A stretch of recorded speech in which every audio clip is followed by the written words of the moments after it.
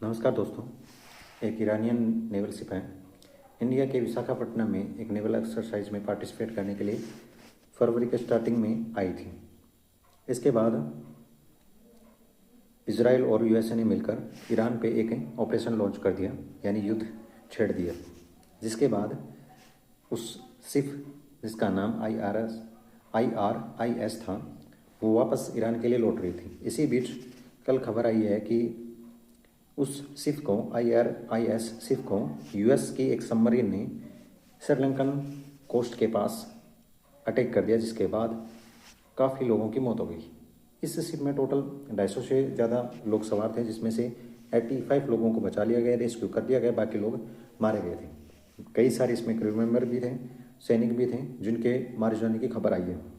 इसके बाद श्रीलंकन गवर्नमेंट ने एक एडवाइजरी जारी की और कहा कि यूएसए है वो हमारी टेरिटरी में घुसकर ईरान की शिप को अटैक कर रहा है, जो कि सही नहीं है। इसके लिए हमसे पहले परमिशन लेनी चाहिए थी। लेकिन अभी तक जो सोचने वाली बात यह है कि अभी तक इंडियन गवर्नमेंट की तरफ से किसी भी प्रकार का कोई बयान नहीं आया है, ना ही कोई किसी भी प्रकार का ट्वीट आया है। ये क्या है?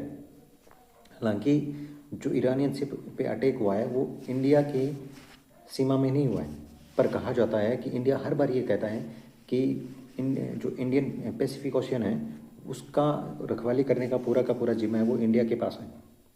तो इंडिया के इतने करीब यूएस की एक सबमरीन ईरान की शिप पे अटैक कर देती है और इंडिया अभी तक कोई जवाब भी नहीं दे पा रहा है। अरे ये किस तरह की डिप्लोमेसी है, किस प्रकार की फॉरेन पॉलिसी है?